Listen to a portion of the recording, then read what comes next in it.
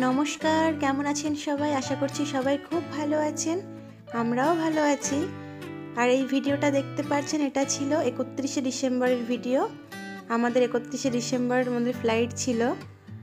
আমরা ওইদিন ফিরছিলাম দুবাইতে 19 দিন দেশে ছুটি কাটিয়ে। তো সে মতো আমরা কলকাতা এয়ারপোর্টে চলেও এসেছিলাম। আর কেমন একটা দিন না, 31শে ডিসেম্বর সবাইকে ছেড়ে চলে যেতে হচ্ছে, কিন্তু কি আর করার। টিকিট ওই দিনই নেওয়া হয়েছিল, আবার 4 তারিখ থেকে আদের স্কুল খুলবে, সে মতো আমরা বেরিয়ে গেছিলাম।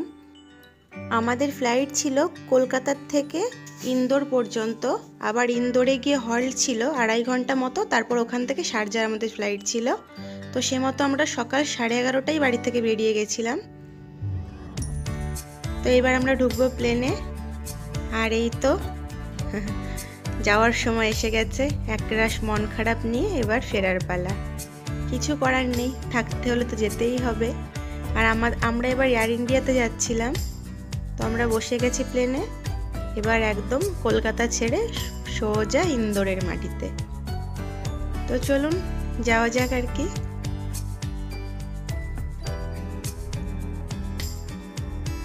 আর আমরা নেমে পড়েছি একদম দুবাইতে, মানে আর আমরা ইন্দোরের ওখানে কোনো ভিডিও করতে পারিনি, কারণ ওখানে এসে খুব টাইম কম ছিল, এর মধ্যে ইমিগ্রেশন করা সব কিছু করা, তো তাই আর আমরা কোনো কিছু করে উঠতে পারিনি।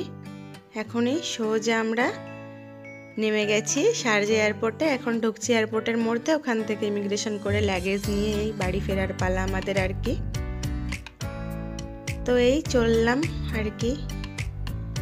আর আমাদের এবারে নিউ ইয়ারটা খুব অন্যরকম ছিল। প্লেন যখন মাঝ আকাশে, তখন সবাই হঠাৎ হ্যাপি নিউ ইয়ার বলে চেঁচামেচি শুরু করেছিল। তো এবারে নিউ ইয়ারটা সম্পূর্ণ অন্যরকম ছিল। এর আগে কোনোদিন আমাদের 31শে ডিসেম্বর টিকিট, মানে আমরা কোনোদিন যাতায়াত করিনি এই দিনটাতে আর কি। তো এবার হয়ে গেল একটা স্মরণীয় আমাদের নিউ ইয়ার আর কি। 31শে ডিসেম্বর দেশের মাটি ছাড়লাম, 1 তারিখে দুবাই পৌঁছে গেলাম। তো এদিকে লাগেজ নেওয়ার লাইনে দাঁড়িয়ে আছে, মানে বেল্টে ওয়েট করছে আদি বাবার আদি। আমি এদিকে অরিকে নিয়ে বসে আছি। আমার হাত পুরো লেগে গেছে, আমার বাঁ হাত এত ব্যথা করছে, কারণ ও প্লেনে পুরো হাতের উপরেই শুয়েছিল। ওর বাবাও নিচ্ছিল মাঝে মধ্যে, বেশিরভাগ টাইমটা আমার কাছেই ছিল। এদিকে ওর বাবার কাছে আদি থাকে, আদি শুয়ে পড়ে ওর বাবার গায়ে। তো দুজনকে দেখে রাখতে হয়। আর এই এসে গেছে আগে অদিবাবু, মানে অরিবাবুর স্ট্রলার, উনি ওটা নিয়ে খেলা শুরু করেছে। আর আগে আমি অরিকে ওটাই বসিয়েছিলাম, ওটা হচ্ছে এয়ারপোর্টে থাকে, এয়ারপোর্টে বাচ্চাদের জন্য স্ট্রলারগুলো অ্যাভেলেবেল থাকে, যে কেউ চাইলে দুবাইতে ওটা নিতে পারে। দুবাই, শারজা, আবুধাবি সমস্ত এয়ারপোর্টেই থাকে। আর এটা হচ্ছে আমাদের, এটা তো আগে মানে বেল্টে দিয়ে দিয়েছে, এটা আগে চলে এসছে। তো আমরা বেরিয়ে গেছি এয়ারপোর্টের বাইরে, আমাদের নিতে চলেও এসছে গাড়ি। আর এই শারজা এয়ারপোর্টের বাইরেটা ঠিক এরম দেখতে।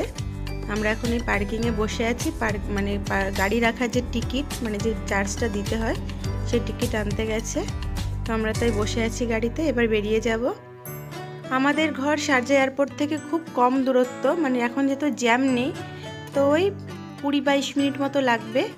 আর দুবাই থেকেও কিন্তু খুব একটা না, মানে একদম কাছাকাছি। দুবাই আর শারজা এয়ারপোর্ট আমাদের ঘর থেকে একদম খুবই কাছাকাছি, মানে ওটুকু ধরার মধ্যে পড়ে না, এটুকু দূরত্ব আর কি।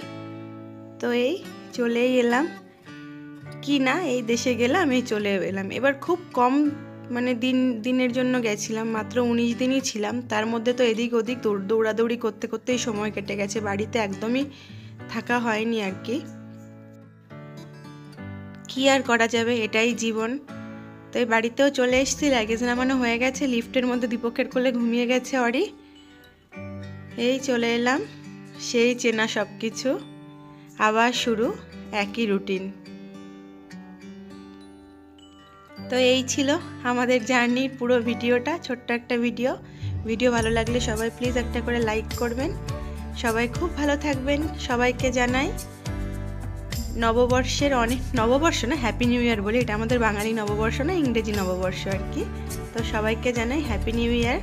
সবাই খুব ভালো থাকুন, সবার বছরটা খুব ভালো কাটুক, আর ভালো থাকুক আমার কাছের মানুষগুলো, আমার ভালোবাসার মানুষগুলো। সবাই খুব ভালো থাকবেন। Bye bye, good night.